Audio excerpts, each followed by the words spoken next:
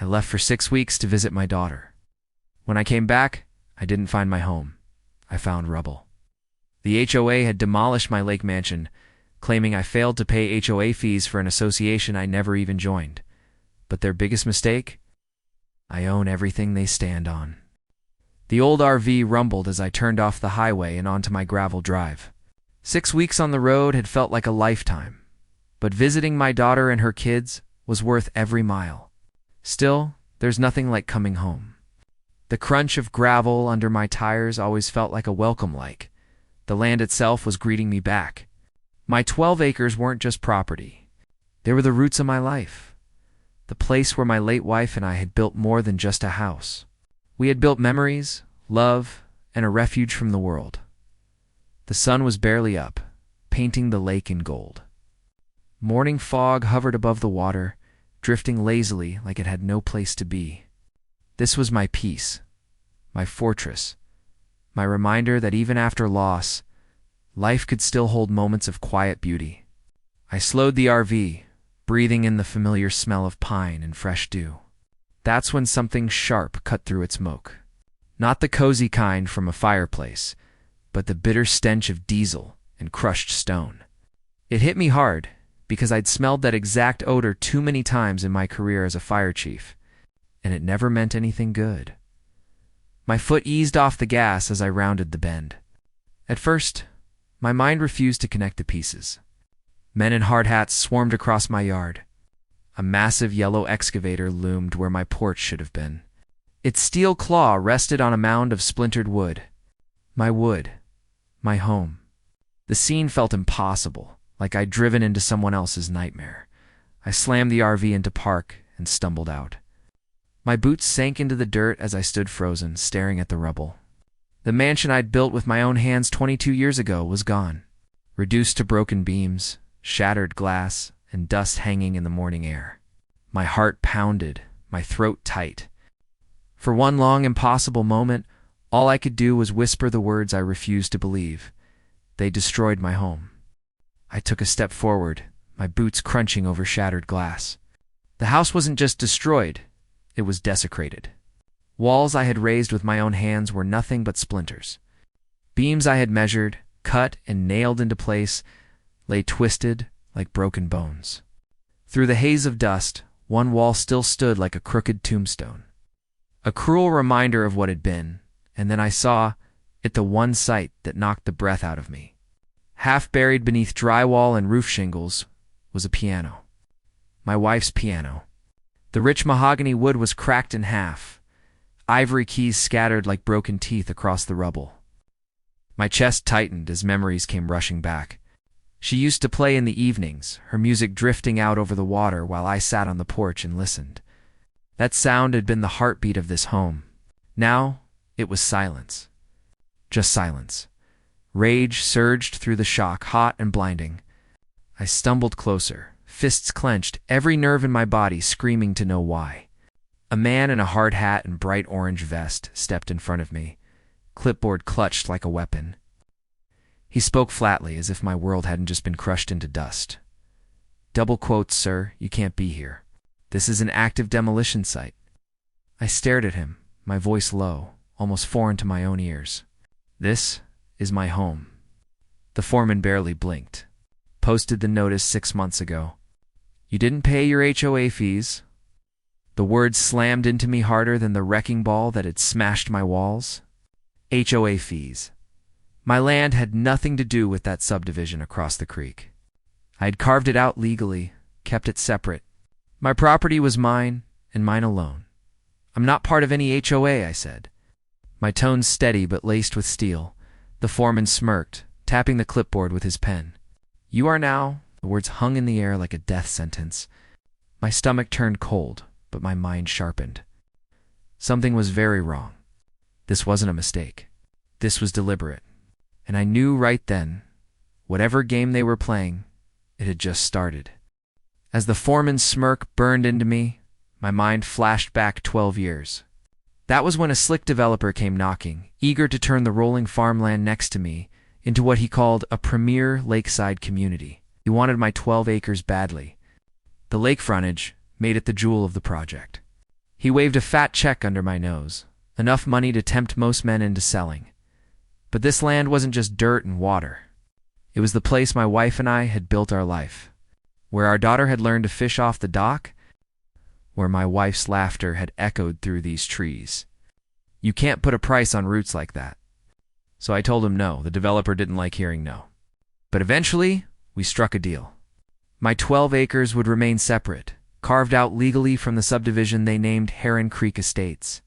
We walked the property lines, drove iron stakes into the ground, filed the paperwork with the county. My deed was airtight, a fortress of ink and signatures. My land was mine, and yet, standing in the dust of my ruined home, the truth settled over me like a cold fog. The HOA hadn't accidentally included me. They had voted behind closed doors to annex my property into their association. They'd rewritten the map, declared me part of their empire while I was hundreds of miles away with my grandkids. This wasn't about unpaid dues. This was about control, about power. They wanted my land, the view, the water, the prestige. They didn't care what laws they broke to get it, for the first time. I understood the scale of what I was up against. This wasn't just bureaucracy. This was theft. A land grab dressed up in fine print and fake signatures. And I wasn't about to roll over. I wasn't going to argue with a clipboard and a smirk. If there was one thing my years as fire chief taught me, it was this. You don't fight smoke with fists. You trace it back to the spark. So I drove straight to the county records office, the wreckage of my home still burning in my mind. A clerk met me with a polite smile, her hands clicking across a keyboard as I gave her my parcel number. The silence stretched long enough for my pulse to quicken. Finally, she looked up, her expression troubled. Mr. Whitaker, your land isn't under HOA jurisdiction. It never has been. Relief flickered for a moment until she added, but there's something strange. I see a demolition permit here. Pulled by the HOA. She printed it out. I stared at the bottom line, where my signature sat. Crisp and clean. To clean. My name in my handwriting, yet wrong.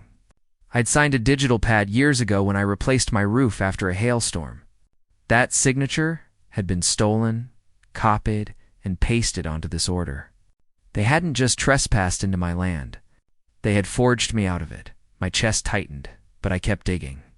What about inspection reports? I asked. Regulations required a structure to be condemned before demolition. She hesitated, then slid me a one-page form stamped 3 months earlier. It claimed my foundation was settling, roof beams failing lees, dressed up as engineering, and the inspector's signature. I knew the man. Bill Johnson. Only here it read Johnson with an O, a forged name for a forged report. I walked out with the papers clutched in my hand, anger crystallizing into cold clarity. This wasn't incompetence. This was conspiracy. A coordinated effort to erase me, paper by paper, signature by signature. They thought they could bury me under false documents and bureaucratic smirks. But they underestimated the wrong man. I had spent my life reading the truth in smoke and ash, knowing where a fire had started and how it spread. And this fire, the one they lit in my life, was about to consume them instead. The papers shook in my hands as I stepped out of the records office, but it wasn't from fear. It was rage, sharp and focused. Still, I knew I couldn't fight this alone. So I drove into town and walked into the sheriff's office. Sheriff Miller looked up from his desk the moment I stepped in. We'd worked side by side for 30 years, fires, storms, rescues. His eyes softened with recognition, then darkened when he saw the demolition dust still clinging to my boots. Jack, I heard about your place. I'm sorry. I laid the forged documents on his desk, each page like a weapon. They faked my signature, Miller. They forged inspection reports. This wasn't a mistake. It was a hit job. He scanned the pages, his jaw tightening. You're right, and Jack, this isn't the first time. He leaned back, lowering his voice. He told me about other complaints that had crossed his desk, families threatened with liens for fences built an inch too high. Retirees fined thousands for paint colors. Property lines moved on paper until owners gave up in exhaustion. Every one of them had folded, too scared or too broke to fight. Then Miller slid a folded piece of paper across the desk. names and numbers. People who called me but couldn't go on the record. Maybe they'll talk to you. I tucked it into my pocket, meeting his eyes. They silenced everyone else. But they won't silence me. Walking out of that office, the fight no longer felt personal. It wasn't just about my home. It was about every neighbor bullied into submission. The HOA thought they could crush me with forged ink and fake authority. They had no idea what kind of fire they had just started. When you've been pushed to the edge, you call the people who never let you fall? For me, that was Doug Stitchmalister. Back in the day, he'd been the guy who patched up broken fire engines with nothing but grit and ingenuity. A Vietnam vet, a structural engineer, and the kind of man who never backed down from the truth. I called him that same night. I didn't even have to explain everything. He just grunted into the phone. "I'll be there in an hour, Jack." Got my boots on. His old Ford pickup rattled up my drive as the moon rose. He stepped out, cane in one hand, hard hat in the other, his eyes sweeping over the wreckage of my life. For a long minute, he said nothing. Then, in a low growl, this wasn't a collapse. This was an execution. Stitch spent the next hour circling the site like a battlefield medic. He studied the rebar jutting from the foundation, ran calloused fingers over broken beams, shook his head at every lie the HOA had written. Then he opened the bed of his truck and pulled out his newest Tula compact drone. "The best inspector," he muttered. "Sending it skyward is the one who sees everything." On his tablet screen, images came back sharp and undeniable. The foundation I had poured 22 years ago was solid. No stress fractures. No upheaval. The slab could have stood another 100 years. "Print these," Stitch said, saving the files. Exhibit A. Next, I showed him the original blueprints and permits spread across his hood under the glow of a work light. He traced the lines with his finger. Half-inch rebar. Hurricane ties. Double-jointed supports. He looked at me and shook his head. "Jack, you didn't build a house. You built a fortress." Right there I realized we weren't just gathering evidence. We were building a case. Brick by brick, beam by beam. And when it was finished, it would crush the lies that tore my home down. That night, long after Stitch had gone home, I walked the ruins alone. The moonlight cast silver shadows across the rubble, turning the wreckage into a graveyard of memories. My boots crunched over splintered wood until I stopped at the place that hurt most. The smashed piano. The lid was cracked clean in half, jagged edges glinting faintly. I brushed away the dust, running my hand across the scarred wood. That piano had carried my wife's voice when her strength was fading. It was the soul of our evenings, the sound of home, as my fingers traced a broken hinge. I remembered something, a hidden compartment inside the lid, where she kept her sheet music. Gently, I pried it open. Inside, untouched by the chaos, was a small plastic thumb drive.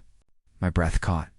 I took it back to the RV, slid it into my laptop, and clicked the only folder. For the kids, her face filled the screen. My wife, smiling, alive in pixels and memory.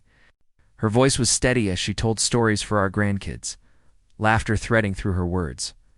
Then her eyes lifted, looking straight into the camera. "Things break," she said softly. "But what we build inside, what we build together, that lasts forever." The room was silent, except for her voice. My chest tightened, but it wasn't grief this time. It was resolve. They had taken my house, but they could never take what truly mattered. And now, I wasn't just fighting for me. I was fighting for her. The Heron Creek clubhouse smelled like stale coffee and cheap disinfectant. Fluorescent lights buzzed overhead, casting a sickly glow on a dozen bored homeowners scattered in plastic chairs. At the front sat the HOA board, lined up like judges in a petty courtroom. And at the center, Linda Roselle, the president, sharp suit, sharper smirk, tapping her gavel like she owned the world. I slipped into the back row, unnoticed at first. She barked through the agenda. Lawn height violations, mailbox paint colors, fines for flower beds that didn't match community standards. Her voice dripped with authority. But when her eyes finally landed on me, her smile froze for just a fraction of a second. She thought I was finished. She was about to find out how wrong she was. When new business came up, I rose slowly, the room going quiet. "Mr. Whitaker," Linda said, her voice like glass, "this meeting is for members only, and your membership status is resolved." I walked to the front and dropped a heavy stack of packets onto the table. The sound echoed through the room like a gunshot. "I'm not here as a member," I said. "I'm here as the man whose home you illegally demolished." Gasps rippled as I handed packets to board members and residents alike. Inside county maps proving my property wasn't theirs. Side-by-side permits showing my forged signature. The inspection report with the inspector's name misspelled. In Stitch's engineering analysis. A murmur spread as pages flipped, eyes widening. One older board member pushed his chair back, pale. Linda sputtered, "This is unverified, meaningless." I held up a small recorder.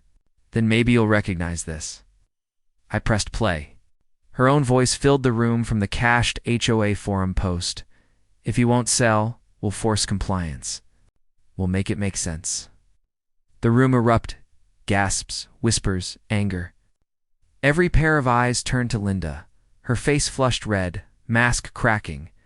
For the first time, she wasn't in control. I was, and I wasn't done yet.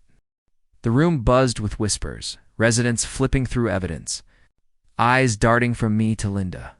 Her smirk had vanished, replaced by the wide-eyed look of someone who suddenly realized the ground beneath her.